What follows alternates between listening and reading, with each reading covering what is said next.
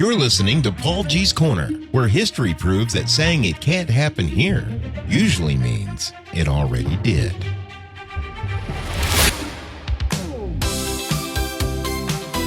If this were a movie, this is where the bright 1980s synth kicks in. Something upbeat and harmless, a bass line you can hum while driving with the windows down, and absolutely no sense that anything complicated has ever happened.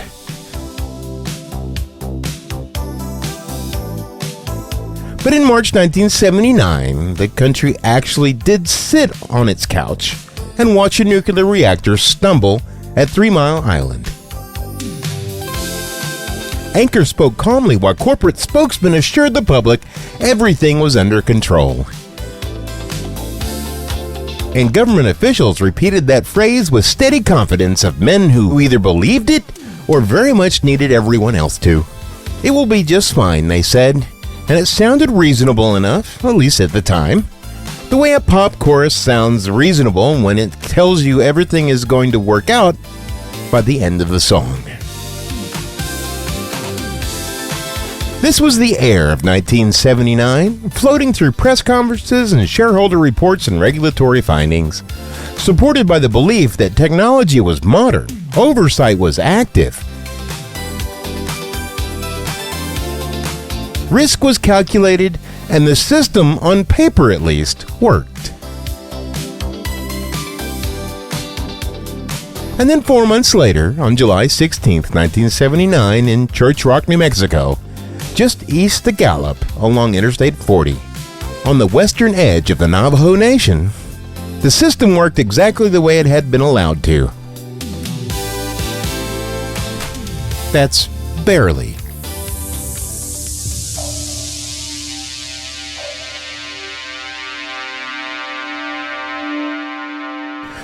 Larry J. King is already outside when the sun clears the mesas. In front of him is the high desert where red rock rises behind scrub and pinyon. And the ground is firm hardpan clay rather than drifting sand. Moving along the fence as he always does, he checks the wire and posts while the sheep drift in loose clusters near the Rio Puerco as it stretches out nearby as a mostly dry channel cut through clay that only truly matters when rain decides to give it a voice, and when it does run, it carries whatever the land has been asked to hold. Upstream, the United Nuclear Corporation mill is processing its uranium ore. It's the kind of work that hums along so steadily it feels permanent until the day it proves otherwise. The work is routine, ore is crushed, slurry is separated, uranium is extracted for fuel and for weapons programs that define national strength. Its waste? Acidic liquid and finely ground radioactive solids, all pumped into a tailings pond, held back by an earthen dam, raised layer by layer as production increases. Its compacted soil pressed into place by heavy equipment, each lift tamped high against the last, until the wall stands warm in the sun and deceptively solid beneath a boot hill. The dam had cracked before, and the seepage had been documented, not as a rumor, but as entries in inspection logs that moved from desk to desk without ever forcing a halt in production. Consultants warned that the foundation soils beneath portions of the structure were prone to uneven settlement, and state regulators had records, federal agencies had files, and the company had monitoring reports. Yet the pond kept filling because the numbers remained inside acceptable limits. And acceptable limits have a way of dulling urgency. Why did they think it would never be a problem, or at least not a problem that demanded stopping the line? Because it had not yet failed. Because the cracks were patched and inspections were passed. Because no one standing on that berm in 1978 had thought 94 million gallons would move at once. And because testimony would later lean on words like compliance and acceptable thresholds, while local reporting reflected what residents had been told, that the reservoir was engineered, that it was monitored, that nothing in it could travel far in a place where the river rarely runs.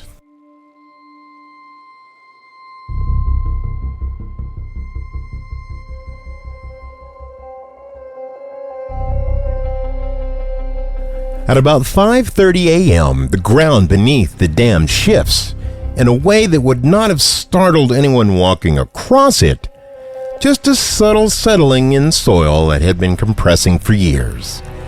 The kind of movement engineers note and monitor and measure, the kind of movement that rarely announces itself as anything more than an adjustment.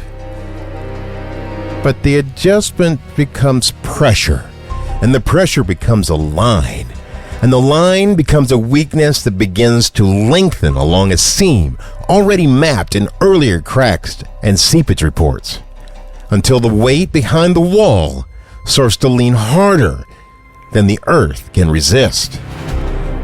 There is no explosion, no sirens, no plume for the cameras, only a deep tearing sound as compacted soil parts and the first ribbon of acidic solution slips through. Thin at first, then thicker, then widening as gravity takes command.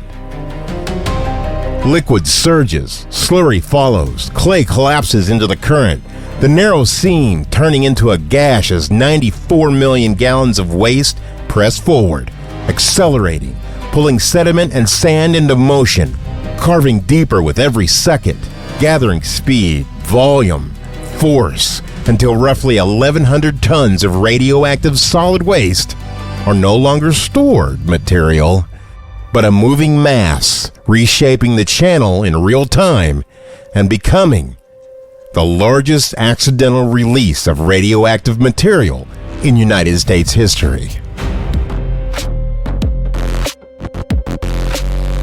Downstream, nothing in the sky alters its color and no alarm rides the wind, which makes the contrast unbearable because the morning remains bright and ordinary while a contaminated current threads through the dry riverbed with the confidence of water that knows exactly where it's going.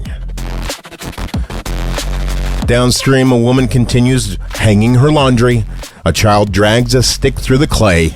Sheep lower their heads and drink without hesitation.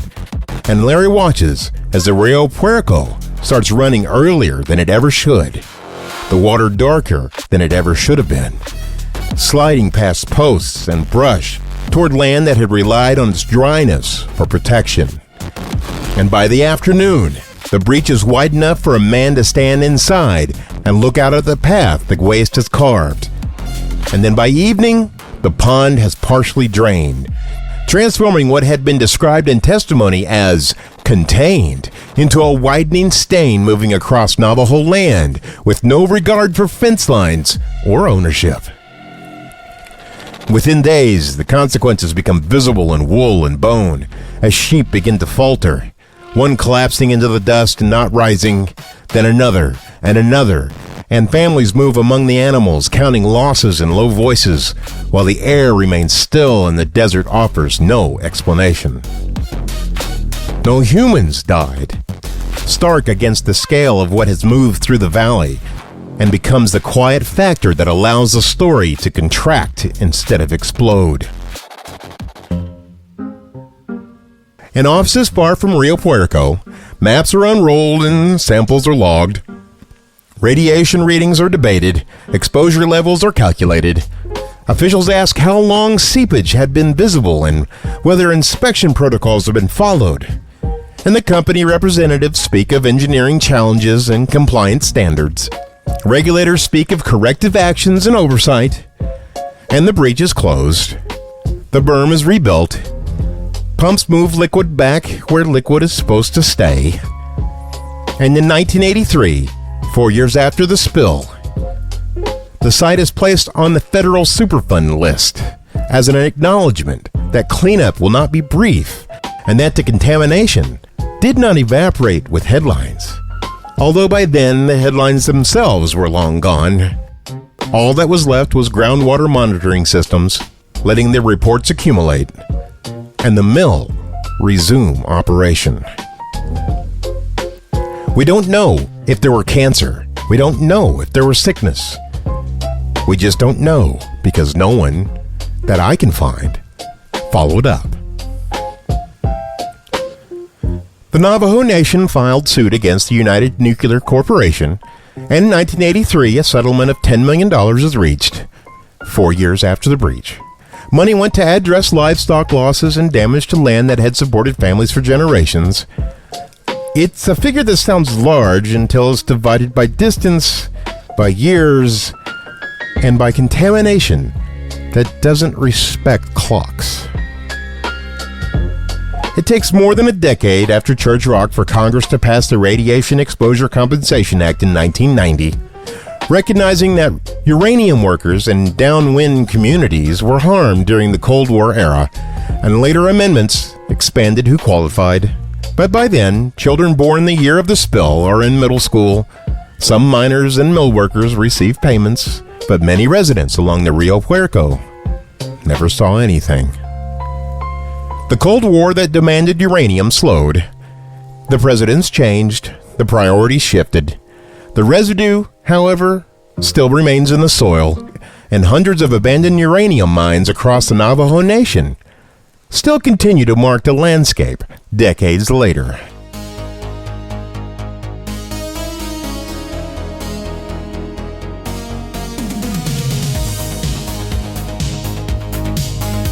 In the same year that 3 Mile Island dominated television screens, Church Rock released multiple times the radioactive material into the environment than 3 Mile. Yet one became shorthand, while the other one became paperwork. So now Larry closes the gate at the end of the fence line and listens to the latch click, and the Rio Puerco will dry again, then run again when storms come. And the water will look like water. And the decision to keep filling that pond was not made in a single reckless moment. It was made in increments, in approvals, in assurances that the system was sound and the risk acceptable. And for a week, in July 1979, it almost looked like they were right. Thank God there were no funerals, unless you were a sheep.